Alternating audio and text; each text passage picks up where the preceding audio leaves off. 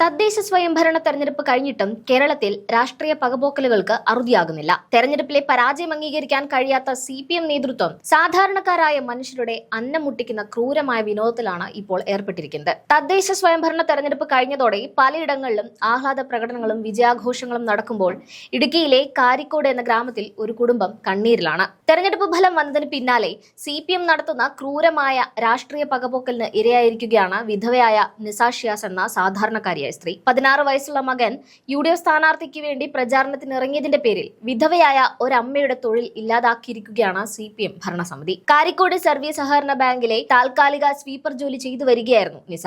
മകൻ UDF സ്ഥാനാർത്ഥിക്ക് വേണ്ടി പ്രവർത്തിച്ചതിന്റെ പേരിൽ യാതൊരു മുന്നറിയിപ്പും കൂടാതെ നിസയെ ജോലിയിൽ നിന്നും പിരിച്ചുവിടുകയായിരുന്നു. കഴിഞ്ഞ 6 വർഷമായി വെറും 5000 രൂപ ശമ്പളത്തിന് ജോലി ചെയ്തു വന്ന നിസയുടെ ഏക ഉപജീവന മാർഗമായിരുന്നു ഈ സ്ഥാപനം. ഭർത്താവിന്റെ വേർപാടിന് ശേഷം ആ കുടുംബത്തിന്റെ ഏക താങ്ങും തണലുമായിരുന്നു ഈ ജോലി.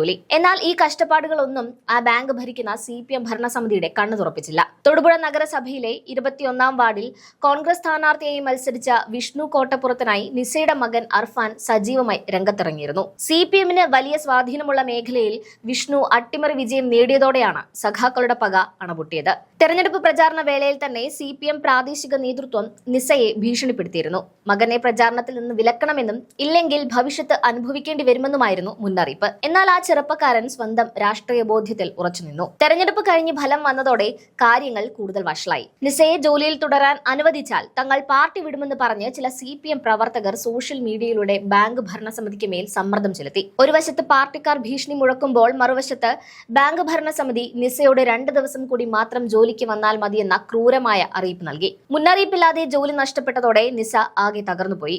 സഹായം തേടി അവർ CPM ഏരിയ സെക്രട്ടറിയെ നേരിട്ട് ചെന്ന് കണ്ടു. അദ്ദേഹം കാര്യങ്ങൾ കേട്ട ശേഷം ബാങ്ക് പ്രസിഡന്റിനെ വിളിച്ച് നിസയെ ജോലിയിൽ തുടരാൻ അനുവദിക്കണമെന്ന് നിർദ്ദേശം നൽകി.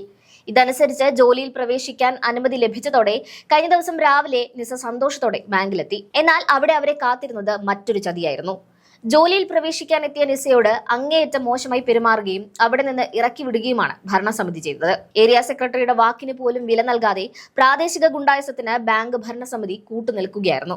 ജോലി തൃപ്തികരമല്ലാത്തതുകൊണ്ടാണ് നിസയെ പിരിച്ചുവിട്ടതെന്ന വിചിത്രമായ വാദമാണ് ബാങ്ക് ഇപ്പോൾ ഉയർത്തുന്നത്. 6 വർഷം യാതൊരു പരാതിയും കൂടാതെ ജോലി ചെയ്ത ഒരാൾ ഒരു സുപ്രഭാതത്തിൽ അപ്രാപ്തിയായത് എങ്ങനെയെന്ന ചോദ്യത്തിന് അധികൃതർക്ക് മറുപടിയില്ല. നിസയുടെ മകൻ അർഫാൻ ഒരു CPM കുടുംബത്തിൽ വളർന്ന കുട്ടിയായിരുന്നു. ആ കുടുംബത്തിലെ ഒരു കൗമാരക്കാരൻ മറ്റൊരു രാഷ്ട്രീയ പ്രസ്ഥാനത്തിന് വേണ്ടി പ്രവർത്തിച്ചു എന്നത് CPMന് ഉൾക്കൊള്ളാനായില്ല. പരാജയത്തിന്റെ ജാള്യം മറയ്ക്കാൻ ഒരു വിധവയുടെയും മകന്റെയും അന്നം മുട്ടിക്കുന്ന ഈ നടപടി രാഷ്ട്രീയമല്ല, മറിച്ച് പച്ചയായ മനുഷ്യത്വഹീനതയാണ്. ഈ വിഷയത്തിൽ വലിയ പ്രതിഷേധമാണ് ഇപ്പോൾ ജില്ലയിലുടനീളം ഉയരുന്നത്. കോൺഗ്രസ് നേതൃത്വം ഈ കുടുംബത്തിന് പൂർണ്ണ പിന്തുണ പ്രഖ്യാപിച്ചിട്ടുണ്ട്. കണ്ണിലെ കൃഷ്ണമണി പോലെ നിസയെയും മകനെയും സംരക്ഷിക്കുമെന്നും അവരുടെ വരുമാനം മുടക്കാൻ അനുവദിക്കില്ലെന്നും UDF നേതൃത്വം വ്യക്തമാക്കി. രാഷ്ട്രീയ പ്രവർത്തനം നടത്താൻ ഏതൊരാൾക്കും അവകാശമുള്ള ഈ നാട്ടിൽ എതിർചേരിയിൽ നിന്നതിന്റെ പേരിൽ തൊഴിൽ നിഷേധിക്കുന്നത് ജനാധിപത്യത്തിന് തന്നെ കളങ്കമാണ്.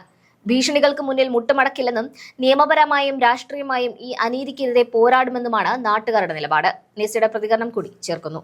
ഇലക്ഷൻ പ്രമാണിച്ച് എൻ്റെ 15 വയസ്സ് ഉള്ള മകൻ എതിർ പാർട്ടിയായിട്ട് പ്രവർത്തിക്കാൻ ഇറങ്ങിയതുകൊണ്ട് അതിന് ചൊല്ലി ഒരു തവണ എന്നോട് അവർ പറഞ്ഞായിരുന്നു. അപ്പം ഞാൻ അവനെ വന്ന് നിയന്ത്രിക്കുകയും ചെയ്തായിരുന്നു.